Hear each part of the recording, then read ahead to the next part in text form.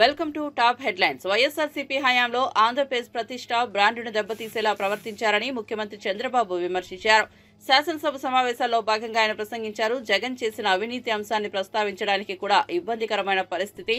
ఆంధ్రప్రదేశ్ ప్రభుత్వం ఈ అంశాన్ని జాగ్రత్తగా గమనిస్తోంది. మరింత సమాచారం తీసుకుని తగిన విధంగా స్పందిస్తాం. మరొకరు ఇలాంటి తప్పులు చేయకుండా చూస్తామన్నారు. అమెరికా కోర్టులో వేసిన ఛార్జ్షీట్ కూడా మా దగ్గర ఉంది. దీనిపై అధ్యయనం చేసి ఎలాంటి చర్యలు చేపట్టాలో నిర్ణయం తీసుకుంటామని సీఎం చంద్రబాబు తెలిపారు. చాలా మంది సభ్యులు వాళ్ళ ఆవేదన తెలియజేశారు. గడచిన 5 సంవత్సరాలుగా 5 నెలలుగా ప్రభుత్వంలో జరిగిన విధ్వంసం, అవినీతి, ఏ విధంగా దీని మీద ముందుకు పోవాలని కూడా చర్చించాం కొన్ని సందర్భాల్లో. అదే సమయంలో ప్రజా సమస్యల మీద మాట్లాడకపోతే మనకిచ్చిన మ్యాండేట్ ప్రజలు ఎంత ఆశ పెట్టుకున్నారో వాళ్ళ సమస్యలు కూడా పరిష్కారం చేసుకుంటూ ముందుకు పోవాల్సిన అవసరం ఉంది.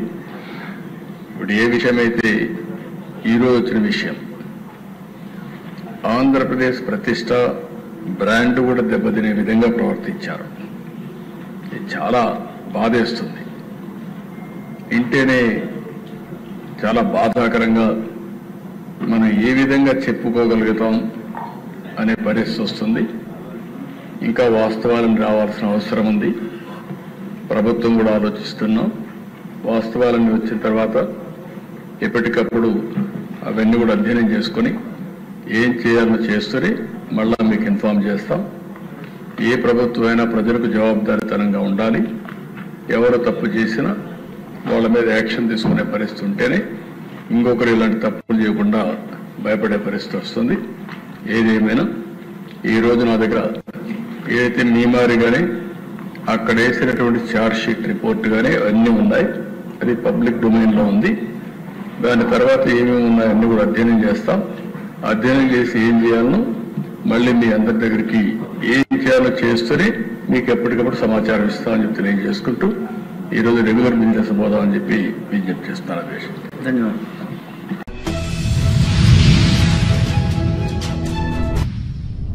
పేదల ఇల్లు కోసం ఫ్యూచర్ సిటీ, ఏఐ సిటీ వంటి కొత్త కార్యక్రమాలతో టెక్నాలజీలో హైదరాబాద్ గ్లోబల్ లీడర్ గా ఎదుగుతోందని ముఖ్యమంత్రి రేవంత్ రెడ్డి అన్నారు. Software, pharma, life sciences, health care, biotechnology పరిశ్రమలకు పవర్ హబ్ గా హైదరాబాద్ ప్రపంచవ్యాప్తంగా గుర్తింపు పొందిందని అన్నారు. శుక్రవారం గచ్చిబౌలిలో Commonwealth mediation arbitration conference 2024 కార్యక్రమానికి ముఖ్య అతిథిగా ముఖ్యమంత్రి రేవంత్ రెడ్డి హాజరయ్యారు. ఈ కార్యక్రమంలో supreme court justice Bhushan Ramakrishna Gavai, Telangana high court ప్రధాన న్యాయమూర్తి అలోక్ ఆరాధే తదితరులు పాల్గొన్నారు. ఈ సందర్భంగా రేవంత్ రెడ్డి మాట్లాడుతూ న్యాయ వ్యవస్థ మన ప్రజాస్వామ్యానికి మూల స్తంభమని, కానీ భారీ సంఖ్యలో కేసులు పెండింగ్ లో ఉండటం న్యాయ వ్యవస్థకు సవాల్గా మారిందన్నారు. పెండింగ్ కేసుల భారాన్ని తగ్గించడానికి, వేగంగా సమర్థవంతంగా కేసుల పరిష్కారానికి ప్రత్యామ్నాయ వ్యవస్థలు అవసరమన్నారు. International arbitration and mediation centre and the Commonwealth Lawyers Association. Today, Hyderabad is globally recognized as a power hub in software, pharma, life sciences, healthcare and biotechnology industries.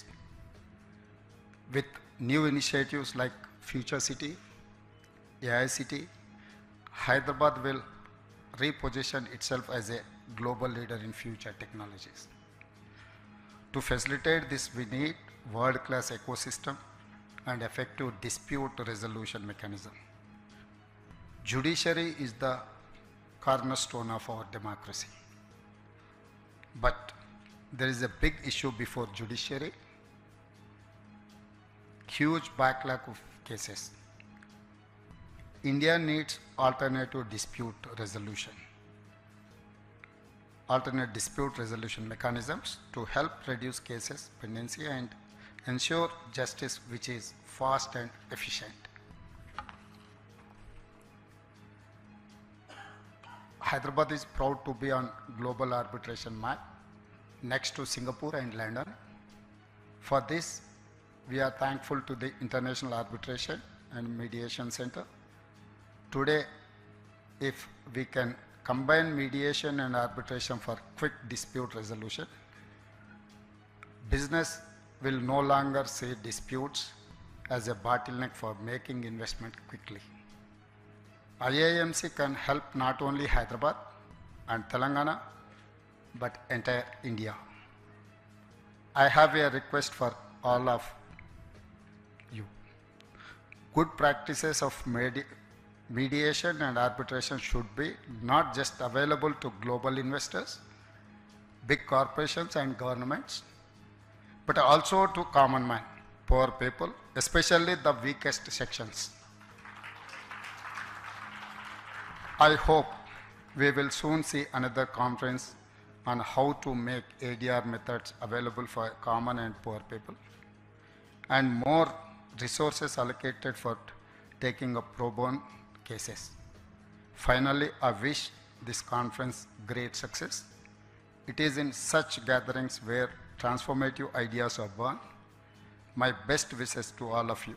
Thank you.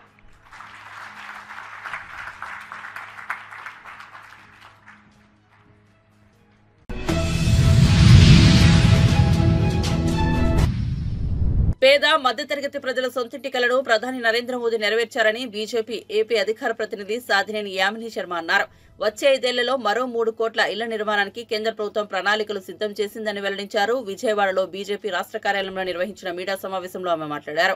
2017లో ప్రారంభించిన ప్రధానమంత్రి ఆవాస్ యోజన ద్వారా 4 కోట్ల ఇళ్ల నిర్మాణం జరిగిందన్నారు. గత 5 ఏళ్లలో అవినీతి, నియంతృత్వ పాలన, ఫ్యాక్షనిజానికి కేర్ ఆఫ్ అడ్రస్ గా జగన్ వ్యవహరించారని మండిపడ్డారు. ఇళ్ల నిర్మాణంలోనూ ఆయన అవినీతి చేశారని విమర్శించారు.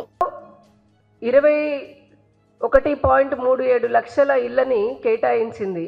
అలాగే గ్రామాల్లో 2.3 లక్షల ఇళ్లను కేటాయించి దానికోసమని 32,000 కోట్ల రూపాయలని కేటాయించింది.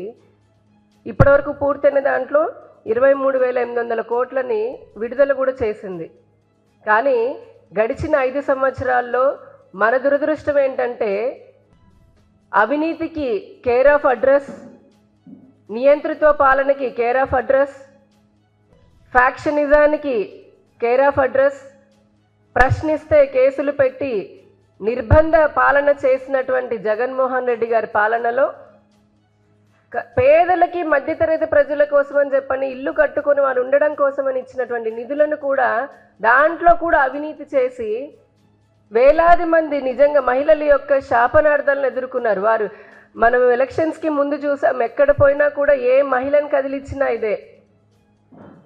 కేంద్రమేమో ఇల్లు కట్టుకోవడానికి నరేగా నిధులు కలిపి 1,80,000 రూపాయలని ఇవ్వడమే కాకుండా 20 సంవత్సరాలు బ్యాంకు రుణం 6.5% వడ్డీతోటి బ్యాంకు రుణాన్ని సదుపాయాన్ని కూడా కల్పించింది. ఒక 2.67 లక్షలు తీసుకోవచ్చు వారు. అంతగా సహకారం మేము అందిస్తుంటే పబ్లిసిటీ పిచ్చి పీక్స్లో ఉన్నటువంటి జగన్మోహన్ రెడ్డి గారు మనం చూసాం. ఆయన ఆఖరికి అంగన్వాడీలో ప్రభుత్వం ఇచ్చేటటువంటి గుడ్డు, అలాగే పాల ప్యాకెట్ పైన కూడా స్టిక్కర్ వేసుకునేటటువంటి వ్యక్తి. అంత పబ్లిసిటీ పిచ్చి ఉంది. చూసాం భూములు, ఎవరైతే భూ హక్కుదారులు ఉంటారో వారి సొంత పట్టా భూముల పైన కూడా ఆయన ఏదో రాజముద్రలాగా ఆయన బొమ్మ వేసుకున్నటువంటి వ్యక్తి. ఈ ప్రధానమంత్రి ఆవాస్ యోజన కూడా వైఎస్ఆర్ అని, ఇది కేంద్ర ప్రభుత్వ పథకం, దానికి వైఎస్ఆర్ అని చెప్పని తగిలించి ఆయన క్రెడిట్ కొట్టేద్దామని చెప్పని చేసిన పనికి కేంద్ర ప్రభుత్వం ఎన్నోసార్లు హెచ్చరించింది. ఇది దేశమంతటా అమలవుతున్నటువంటి కేంద్ర ప్రభుత్వ పథకం, దీనికి కొన్ని నిబంధనలు ఉంటాయి, అది ఏ రాష్ట్రము మీరకూడదు అని చెప్పినా మళ్ళీ ఆయన సొంత లోగో పెట్టుకొని వైఎస్ఆర్ అని చెప్పని పథకం పేరు మార్చాలని చేసిన ప్రయత్నంతో అప్పట్లో కేంద్ర ప్రభుత్వం 4,000 కోట్లను ఆపేసింది. ఎందుకంటే కేవలం పేరు మార్చిందనే కాదు, ఈ కట్టని ఇళ్లను కూడా కట్టేశాము అని చెప్పని అబద్ధాలు చెప్పి ఒక రాష్ట్ర ప్రభుత్వం కేంద్ర ప్రభుత్వానికి అబద్ధం చెప్పి రికార్డ్స్ పరంగా చూపించినందుకు, అది కేంద్ర ప్రభుత్వం సర్వేలో అబద్ధం అని తేలినందుకు 4,000 కోట్ల రూపాయలను ఆపాం.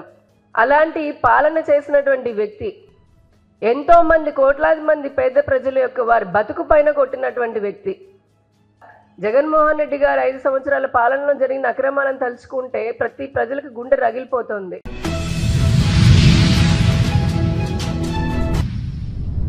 కాంగ్రెస్ ప్రభుత్వ తప్పిదాలను ఎత్తి చూపితే సీఎం రేవంత్ బ్లాక్మెయిల్ రాజకీయాలు చేస్తున్నారని మాజీ మంత్రి హరీష్ రావు ఆరోపించారు.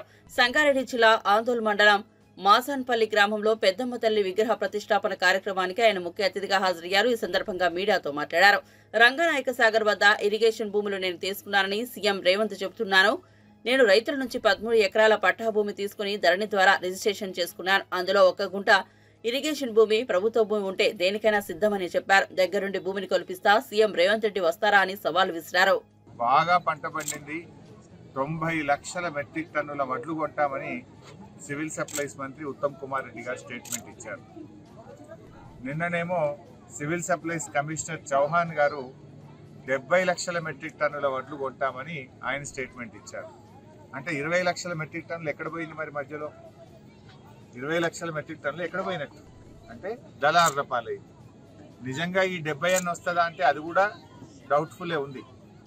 అంటే 40-50 లక్షల మెట్రిక్ టన్నులు దాటే పరిస్థితి లేదు.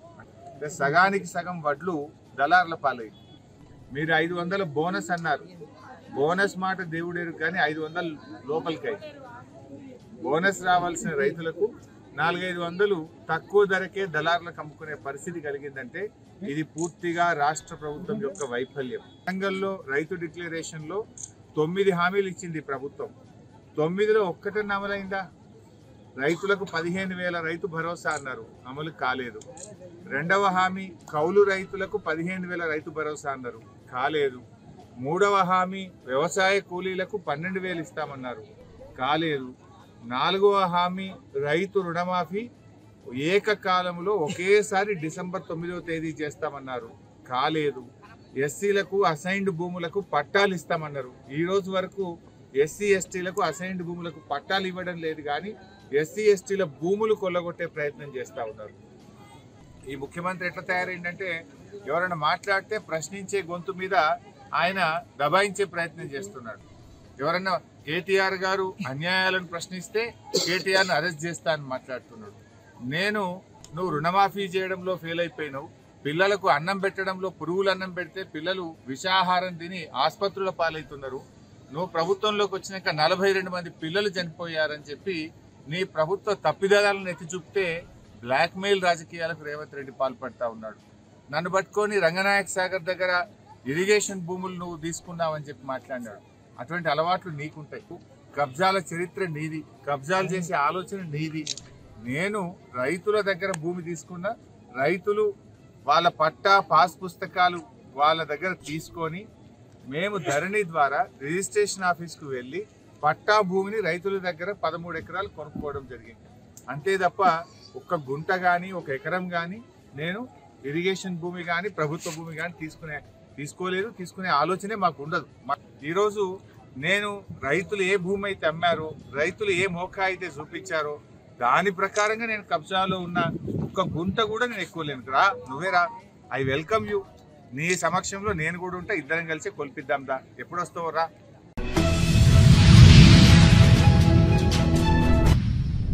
వైఎస్ఆర్సీపీ ప్రభుత్వ హయాంలో విద్యుత్ ఒప్పందాల్లో అవినీతి జరిగిందని తాము గతంలోనే చెప్పినట్టు సిపిఐ రాష్ట్ర కార్యదర్శి కె రామకృష్ణ తెలిపారు. అదానిపై అమెరికాలో కేసు నమోదైన నేపథ్యంలో ఏపీలో ఈ వ్యవహారానికి సంబంధించి బాధ్యులపై సిట్టింగ్ జడ్జితో విచారణ జరిపించాలని ఆయన డిమాండ్ చేశారు. విద్యుత్ ఒప్పందాల్లో అదానికి వైఎస్ఆర్సీపీ ప్రభుత్వం లొంగిపోయిందని సిపిఐ ముందే చెప్పిందన్నారు. విద్యుత్ ఒప్పందాల్లో అవినీతికి పాల్పడిన అధికారులను గుర్తించి కఠిన చర్యలు తీసుకోవాలన్నారు. రాష్ట్రంలో జరిగిన విద్యుత్ ఒప్పందాల్లో పెద్ద ఎత్తున అవినీతి జరిగిందని చెప్పి ముందు నుంచి కూడా మేము ఆరోపిస్తా ఉన్నాం.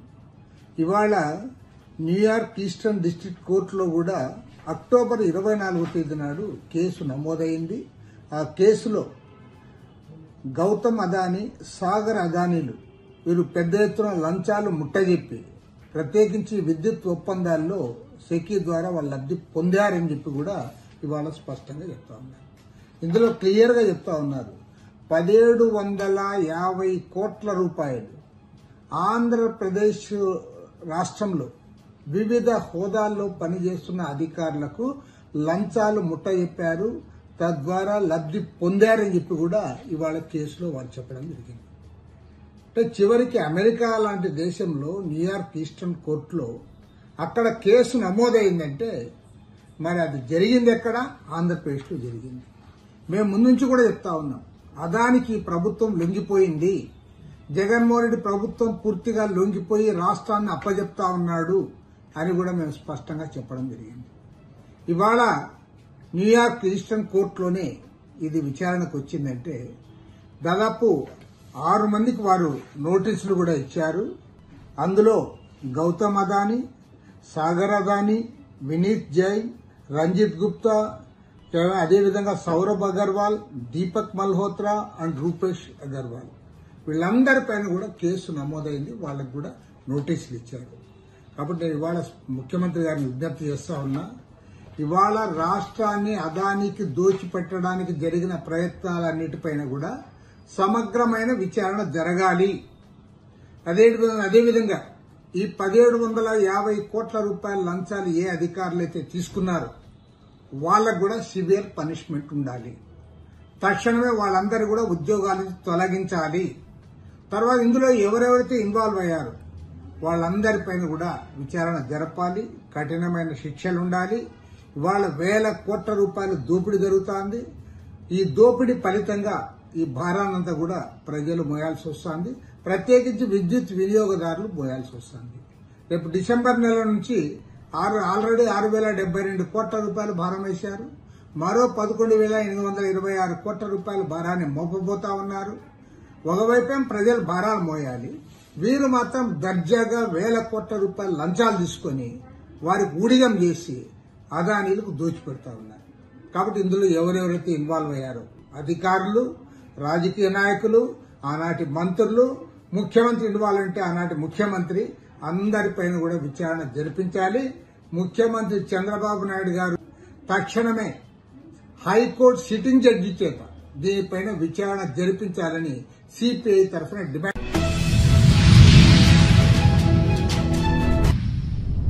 ఏపీ అసెంబ్లీ ప్రాంగణంలో ఆసక్తికర పరిణామం చోటు చేసుకుంది. Deputy CM Pavan Kalyan YSRCP MLC Botsa Satyanarayana ఆలింగనం చేసుకున్నారు. అసెంబ్లీ వెలుపల పవన్ కారు ఎక్కేందుకు వస్తుండడం చూసి వైఎస్ఆర్సీపీకి చెందిన ఎమ్మెల్యే పెద్దిరెడ్డి రామచంద్రారెడ్డి ఎమ్మెల్సీలు పక్కకు వెళ్లిపోయారు. అదే సమయంలో బొత్స సత్యనారాయణ ఎదురుగా నిలబడి పవన్ కు నమస్కారం పెట్టారు. బొత్స స్పందన చూసి పవన్ ఆయన దగ్గరికి వెళ్లారు. దీంతో బొత్స కూడా వెళ్లి ఆలింగనం చేసుకున్నారు. పవన్ బొత్స భుజంపై తట్టి మర్యాదపూర్వకంగా కరచాలనం చేసి వెళ్లారు.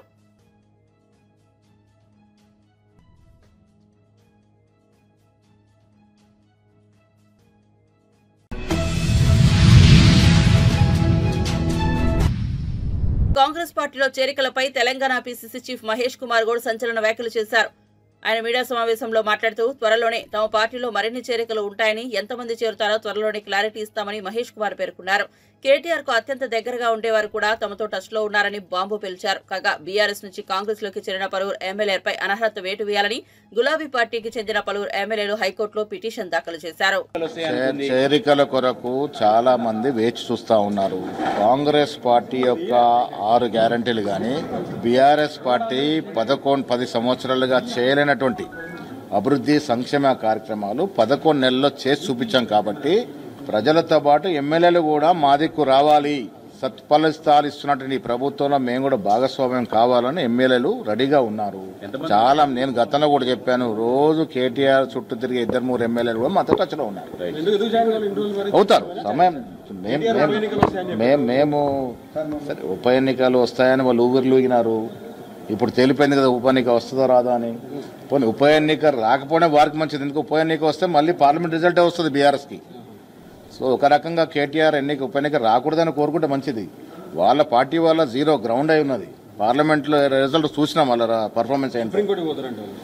ఏ కోర్టుకు పోయాయన్నా పోవచ్చు, ప్రతి వారికి కోర్టులకు పోయే అవకాశం ఉన్నది, స్వేచ్ఛ ఉన్నది. మరి ఎక్కడికి పోయినా మేము మాత్రం తప్పు చేయలేదు. ప్రజాస్వామ్యంలో ప్రజల కోరిక మేరకే కార్యక్రమాలు జరుగుతాయి, నిర్ణయాలు జరుగుతాయి. ఆ రకంగానే మేము చేస్తా ఉన్నాం. కొన్ని చోట్ల ఎమ్మెల్యేలు ఉన్నారు, కొన్ని చోట్ల ఇన్ఛార్జీలు, ఓడిపోయిన ఎమ్మెల్యేలు ఇన్ఛార్జీలుగా ఉన్నారు. మా కార్యక్రమాలు బేసిక్గా నడుస్తూ ఉన్నాయి. పద్ధతి ప్రకారం ప్రభుత్వం నడుస్తూ ఉంది. మీరు చూడండి, 11 మాసాల్లో ఇలా 10 ఏళ్లలో కేసీఆర్ ప్రభుత్వం చేయలేనటువంటి బహత్తరమైన కార్యక్రమాలు 11 మాసాల్లో చేసి చూంచినాము. ఇంత ఆర్థిక నిర్బంధం ఉండి కూడా. సో ఇలా ప్రజలు కోరుకున్న ప్రభుత్వం ఇది. నిజమైన ప్రజా సంక్షేమ పాలన ఇప్పుడు జరుగుతూ ఉంది కాబట్టి ప్రజలు మమ్మల్ని.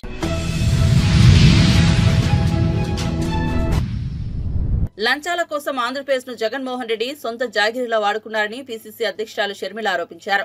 హైదరాబాద్ లో నిర్వహించిన మీడియా సమావేశంలో ఆమె మాట్లాడారు. విద్యుత్ ఒప్పందాల పేరిట అదానీ నుంచి జగన్ రెడ్డి 1750 కోట్ల లంచం తీసుకున్న వ్యవహారంపై ప్రభుత్వం విచారణ జరిపించాలని డిమాండ్ చేశారు. Data centre, submarine, Gangavaram, Krishnapatnam port సహా అదానీతో జరిగిన ఒప్పందాలన్నింటినీ రద్దు చేయాలని కోరారు. జగన్ అక్రమ సంపాదన కోసం అంతర్జాతీయ స్థాయిలో ఆంధ్రప్రదేశ్ పరువు తీయడం దారుణమని మండిపడ్డారు. ఏపీని బ్లాంక్ చెక్ల అదానికి జగన్ రాసిచ్చారని ఆరోపించారు. చెప్పలేదు, ఇచ్చినట్టుగా అభియోగాలు మోపారు.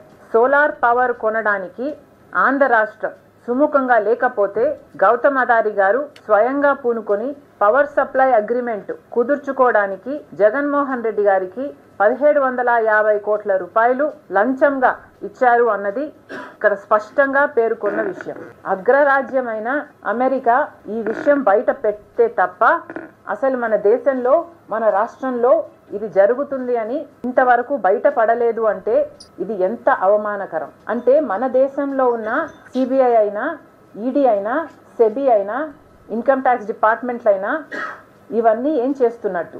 ఈరోజు అంతర్జాతీయ స్థాయిలో మన భారతదేశంలో అవినీతి గురించి చర్చ జరుగుతుంది అంటే ఇది అవమానం కాదా? అదాని గారు దేశం పరువు తీస్తే జగన్మోహన్ రెడ్డి గారు ఆంధ్ర రాష్ట్ర పరువు తీశారు. జగన్మోహన్ రెడ్డి గారిని అడుగుతున్నాం, కేవలం మీ లంచం కోసం, మీకు ఒక్క డీల్లో వచ్చిన లంచం 1750 కోట్ల రూపాయలు ప్రజలకు ఎంత భారంగా మారుతుందో ఒకసారైనా ఆలోచించలేకపోయారా? 1700 కోట్ల రూపాయలు సోలార్ విద్యుత్లో జగన్మోహన్ రెడ్డి గారికి లంచం అయితే 17,000 కోట్ల రూపాయలు ఆంధ్ర రాష్ట్ర ప్రజల నెత్తిన విద్యుత్ భారం పడుతుంది. రెండిటికి కనెక్షన్ ఉంది అని నేను అంటం లేదు, కానీ ఈరోజు సినారియో చూడండి ఒకసారి. 1750 కోట్ల రూపాయలేమో జగన్మోహన్ రెడ్డి గారికి విద్యుత్లో సోలార్ విద్యుత్ డీలులో లంచమట, మరో పక్కేమో 17,000 కోట్ల రూపాయలు ఆంధ్ర రాష్ట్ర ప్రజల మీద భారం పడుతుంది. రెండింటికి కనెక్షన్ లేకపోయినా ఈరోజు జరుగుతున్న వాస్తవం అది. ఇలాంటి డీళ్లు చేసుకుంటే ఆఖరికి ప్రజల మీదే భారం పడుతుంది. ఈ డీల్లో కాకపోయినా ఇంకొకసారైనా, ఇంకో సంవత్సరమైనా, 25 సంవత్సరాలకు గాను ఈ డీలు కుదుర్చుకున్నారు అంటే ఆ భారం అంతా జనం మీదే పడుతుంది కదా. జగన్మోహన్ రెడ్డి గారికి వచ్చే లంచాల కోసం ఆంధ్ర రాష్ట్ర ప్రజలను తాకట్టు పెట్టినట్టు కాదా ఇది అని అడుగుతున్నాం. యూనిట్ ధర పక్క రాష్ట్రాలకు అదే అదాని పవరు ₹99 అగ్రిమెంట్లు చేసుకుంటే ఆంధ్ర రాష్ట్రంలో మాత్రం ₹2.49 అగ్రిమెంట్లు చేసుకోవడానికి జగన్మోహన్ రెడ్డి గారు ఒప్పుకున్నారు అంటే కేవలం ఈయనకు లంచాలు ఇచ్చినందుకు వల్లే కదా. సో ఈయనకు లంచాలు ఇస్తే ఆంధ్ర రాష్ట్ర ప్రజలను తాకట్టు పెట్టడానికి సిద్ధం. ఇలా ఎక్సెస్ గా ఇచ్చినందుకు 25 సంవత్సరాలకు గాను దాదాపు 1,00,000 కోట్ల రూపాయలు భారం ఆంధ్ర రాష్ట్రం మీద పడబోతుంది, ఆంధ్ర రాష్ట్ర ప్రజల మీద పడబోతుంది. ఈరోజు జగన్మోహన్ రెడ్డి గారు అంతర్జాతీయ స్థాయిలో ఇంత అవినీతి పరుడు అనే డిస్కషన్ జరుగుతుంది అంటే ఇది జగన్మోహన్ రెడ్డి గారి కుటుంబానికి మాత్రమే అవమానం కాదు, ఆంధ్ర రాష్ట్రానికి కూడా అవమానం, మన దేశానికి కూడా అవమానం. 5 సంవత్సరాలు ప్రజలు బంగారు అవకాశాన్ని ఇస్తే దాన్ని అన్ని రకాలుగా దుర్వినియోగం చేశారు. ఎక్కడుంది మీకు క్రెడిబిలిటీ? ఈరోజు మీ పేరు అమెరికాలో కూడా అవినీతి పరుడు అని ముద్ర పడింది అంటే ఇస్ ఇట్ వర్త్ ఇట్? ఆ 1700 ప్రభాస్ ఎవరో తనకు ఇప్పటికీ తెలియదని ఏపీ కాంగ్రెస్ అధ్యక్షురాలు వైఎస్ షర్మిల స్పష్టం చేశారు. ఏపీ మాజీ సీఎం జగన్ కు పారిశ్రామికవేత్త గౌతమ్ అదాని 1750 కోట్లు లంచం ఇచ్చినట్లు అమెరికా ఏజెన్సీల దర్యాప్తులో వెల్లడైన నేపథ్యంలో ఆమె విలేకరుల సమావేశంలో మాట్లాడారు. బాలకృష్ణ గారి నివాసంలో ఉన్న ఐపీ అడ్రస్ నుంచి నాపై తప్పుడు ప్రచారం జరిగిందని కేసు పెట్టినట్లు జగన్ ఇటీవల ఎంటర్టైనింగ్ గా చెప్పారు. మీకు నిజంగానే చెల్లెళ్లపై ప్రేమ ఉంటే బాలకృష్ణ నివాసంలో సిస్టమ్ ఐపీ అడ్రస్ నుంచి తప్పుడు ప్రచారం జరిగిందని నమ్మితే 5 ఏళ్లు సీఎంగా ఉండి మీరేం గాడిదలు కాశారు? బాలకృష్ణ మీద ఎందుకు విచారణ చేపట్టలేదు? మీరిప్పుడు చెల్లెలపై ప్రేమ ఉన్నట్లు మాట్లాడుతున్నారు. ప్రభాస్ కు నాకు సంబంధం ఉందని, నాపై జరిగిన అసత్య ప్రచారంపై నేను కేసు పెట్టిన వెంటనే ఎందుకు స్పందించలేదని షర్మిల మండిపడ్డారు. ఏమున్నట్టు మీరు మాట్లాడుతున్నారే? మీకు నిజంగానే చెల్లెల మీద ప్రేమ ఉంటే ఏ ఇష్యూ అయితే బాలకృష్ణ బిల్డింగ్ నుంచి అప్పుడు జరిగిందో ప్రభాస్ కు నాకు సంబంధం ఉంది అని అదే ఇష్యూని గత 5 సంవత్సరాలలో మీ సైతాన్ సైన్యం మీ సోషల్ మీడియాలో మీరు వాడుకోలేదా? నేను ఏ రోజైతే కేసు పెట్టానో ఇలా జరిగింది, నా మీద తప్పుడు ప్రచారం జరుగుతుంది అని ఏ రోజైతే కేసు పెట్టానో ఆ రోజే నేను ప్రభాస్ అన్న వ్యక్తిని ఇంతవరకు చూడలేదు అని చెప్పాను. ఈ రోజుటికి కూడా నాకు ప్రభాస్ అంటే ఎవడో తెలియదు. ఈ రోజుటికి కూడా చెప్తున్నా, ఆ రోజు ప్రమాణం చేశాను నా బిడ్డల మీద నాకు సంబంధం లేదు ఆయనతో అని. ఈ రోజు మళ్ళీ చేయడానికి కూడా చెప్తున్నా నాకు సంబంధం లేదు ఆయనతో. నా బిడ్డల మీద ప్రమాణం చేసి చెప్తున్నా. జగన్మోహన్ రెడ్డి గారికి ఇవన్నీ తెలిసి కూడా నాకు క్యారెక్టర్ లేనట్టు, నాకు ఆయనతో సంబంధం ఉన్నట్టు గత 5 సంవత్సరాలలో మీ సైతాన్ సైన్యం చేత ప్రాపగండా చేయించలేదా? మీకా చెల్లెల మీద ప్రేమ ఉన్నది, సిగ్గుండాలి కదా. నా వీడియోనే ప్లే చేసి మళ్ళీ ఆయనకు మైలేజ్ వచ్చేటట్టు వాడుకుంటున్నారు. అంటే నా వీడియో పనికొస్తుందన్నా మీరు వాడేసుకుంటారు. సో మీరు చెల్లెల్ని వాడేసుకుంటారు, మీరు తల్లి మీద కేసైనా పెడతారు, మీరు నాన్న పేరుని సిబిఐ ఛార్జ్ షీట్లో అయినా చేర్పిస్తారు. మీరు ఏమైనా చేయగలరు, మీకు మీరే సాటి సార్.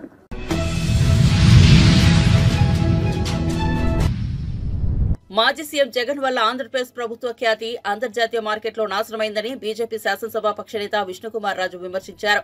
అవినీతి మూలాలని గత ప్రభుత్వం వైపు చూపిస్తున్నాయని ఆరోపించారు. జగన్ అక్రమాలపై దర్యాప్తు సంస్థతో విచారణ జరిపించాలని ఆయన డిమాండ్ చేశారు. అదేవిధంగా విద్యుత్ ఒప్పందాల్లో డబ్బు తీసుకున్నారని అభియోగాలు వచ్చాయని, గడిచిన 5 ఏళ్లలో జగన్ చేసిన కుంభకోణాలపై విచారణ జరపడానికి ఓ ప్రత్యేకత మంత్రిత్వ శాఖని ఏర్పాటు చేయాలన్నారు. రాష్ట్ర ప్రజల ఖజానా నుంచి డబ్బు దుర్వినియోగం చేసి ప్యాలెస్ నిర్మించుకున్నారని దుయ్యబట్టారు.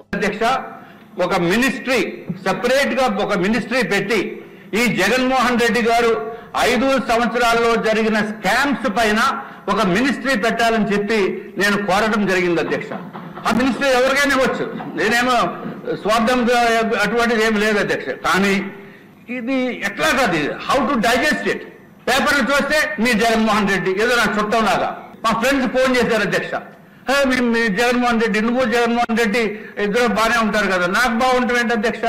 5 సంవత్సరాల నుంచి పేమెంట్లు ఎవరు ఇవ్వకుండా సర్వనాశనం చేసింది నన్ను జగన్మోహన్ రెడ్డి. నా ఫ్రెండ్ అంటారు, ఫ్రెండ్ లేదు బొచ్చు లేదు అధ్యక్ష, sorry for using this word. But definite గా వాడుక భాష అప్పుడప్పుడు మేము నేర్చుకున్నాను అప్పుడప్పుడు వచ్చి అది తొలగిద్దాం. I'm sorry, I'm withdrawing my word. I'm extremely sorry sir. సభ్యులందరికీ కూడా my apologies for using that word. మీరు అంటే అన్నారు, నన్ను ఇన్వాల్వ్ చేయడం అన్యాయం.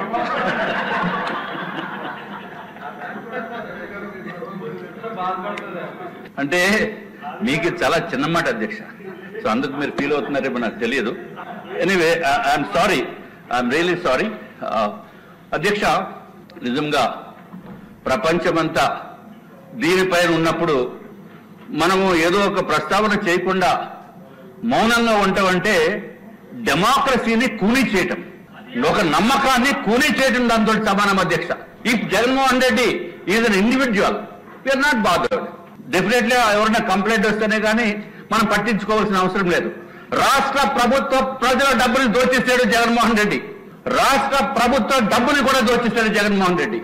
ఎవరు బాబు సొమ్మని చెప్పి ఆ ప్యాలెస్ గురించి ఎందుకు ఎక్కువ ఫోకస్ చేస్తున్నామంటే అధ్యక్ష, 450 కోట్ల రూపాయలతోటి ఆయన ప్యాలెస్ రాష్ట్ర ప్రభుత్వ డబ్బులతోటి కట్టాడంటే అంతకంట దారుణం ఏమన్నా ఉంటుందా? ఆయన సొంత డబ్బులతోటి దోచుకున్న డబ్బులతోటి వేలాది కోట్ల రూపాయలతోటి ప్యాలెస్లు కట్టుకునేవండి. ఎవరైనా కంప్లైంట్ ఇస్తే then we have to take action. But పేపర్లు కోడై పూస్తూ ఇన్ని జరుగుతున్నప్పటికీ కూడా మౌనంగా ఉండటం అనేది నాట్ కరెక్ట్ అధ్యక్ష. డెఫినెట్ గా రాష్ట్ర ప్రభుత్వానికి కూడా బాధ్యత ఉంది. రాష్ట్ర ప్రభుత్వం దీనిపైన యాక్షన్ తీసుకోవాల్సిన అవసరం ఉంది. ఒక దర్యాప్తు సంస్థతోటి కూడా మనం తీసుకోకపోతే ఎక్కడైతే ఏదైతే అమెరికాలో ఉన్న సంస్థ మన మాజీ ముఖ్యమంత్రి పేరు పెట్టారో, పేరు ఎత్తి నువ్వు ఫలానా చోట ఇచ్చావు, ఫలానా చోట నుంచి మాకు అన్ని ఇన్ఫర్మేషన్ ఉందని చెప్పి పేపర్స్ లో సవివరంగా రాసినప్పుడు కనీసం మాట కూడా మాట్లాడకుండా ఉంటే అంటే ఆంధ్ర రాష్ట్ర ప్రజలందరూ కూడా ఇంతేనేమో అని చెప్పి ఒక రాంగ్ ఫీలింగ్ వెళ్ళే.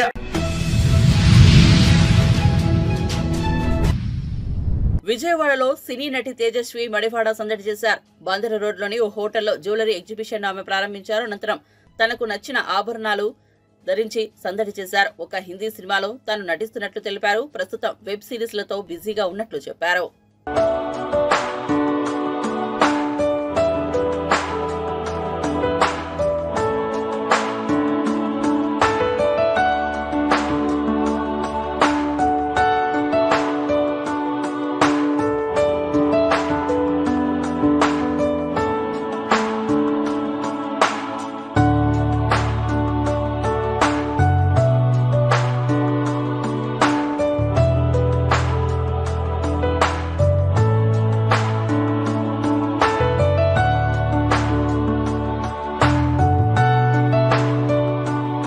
తేజస్వి మడివాడ. ఈరోజు నేను వచ్చాను విజయవాడ, ఎందుకంటే ఇక్కడ జరుగుతుంది హై లైఫ్ జ్యువెల్స్. అండ్ అమ్మాయిలందరికీ ఎంత సంపాదించినా పెళ్లి చేసుకున్న పిల్లల కన్నా వదలని ఒక పిచ్చి ఉంటుంది, అది జ్యువెలరీ. అండ్ ఆ జ్యువెలరీ ఎగ్జిబిషన్ ఈరోజు విజయవాడలో నోవోటెల్లో జరగబోతుంది. నెక్స్ట్ 3 days జరగబోతుంది. నాకు అసలు జ్యువెలరీ అంటే ఇష్టం ఉండదు, ఎందుకంటే నేను చాలా కోతులా అటు ఇటు తిరుగుతుంటాను కాబట్టి. చిన్నప్పుడు మా మమ్మీ జ్యువెలరీ పెట్టి ఇది పోగొట్టద్దు అని చెప్తే ఒకరోజు తీసుకెళ్ళి మట్టిలో తవ్వేసి పెట్టాను. సో రాత్రంతా కొట్టింది పెట్టిందనమాట. నెక్స్ట్ డే తీసి ఇచ్చాను జ్యువెలరీ. బట్ జ్యువెలరీ అంటే సేఫ్టీ ఉండాలి, నాకు అసలు సేఫ్టీ లేదు. సో జాగ్రత్త అనేది నేర్చుకోలేదు నేను చిన్నప్పటి నుంచి. బట్ నేర్చుకుంటే డైమండ్స్ కొనుక్కుంటాను. బట్ మేబీ ఎవరైనా అబ్బాయి ఇస్తే ఒక డైమండ్ రింగ్ వేసుకుంటాను. నేను ఇప్పుడు అర్థమైందా, అరుణ్ కుమార్ అని ఆహాలో ఒక షో మొన్న రిలీజ్ అయింది. ఒక హిందీ సినిమా రాబోతుంది, టెన్షన్ కాయే బాబా అని. కాకమ్మ కథలు అని ఒక ఎపిసోడ్స్ చేస్తున్నాను ఆహాకే, యూట్యూబ్లో మీరు చూడొచ్చు. కంటిన్యూస్గా పని చేస్తూనే ఉన్నాను. ఇదిగో ఈరోజు ఇక్కడ ఉన్నాను. అలా ఏం లేదు, సినిమాలు కూడా చేస్తున్నాను. కోవిడ్ టైంలో సినిమాలు కొంచెం ఆగాయి కదా, అంతే అందరూ కొంచెం స్లో డౌన్ అయ్యారు. డిజ్నీ హాట్స్టార్లో ఒక వెబ్ సిరీస్ చేశాను, ఆహాలో ఒక వెబ్ సిరీస్ చేశాను. వెబ్ సిరీస్ ఏంటంటే ఎక్కువ వర్క్ ఉంటుంది, సినిమాల్లో అయితే తక్కువ వర్క్ ఉంటుంది. వెబ్ సిరీస్ మనకి డబ్బులు కూడా కొంచెం కంటిన్యూస్గా వస్తాయి కదా. సో మనం జాగ్రత్తగా పర్మనెంట్ జాబ్ తీసుకుంటామా టెంపరీ జాబ్ తీసుకుంటామా అనేది మన చాయిస్. కాబట్టి I think web series is my thing now.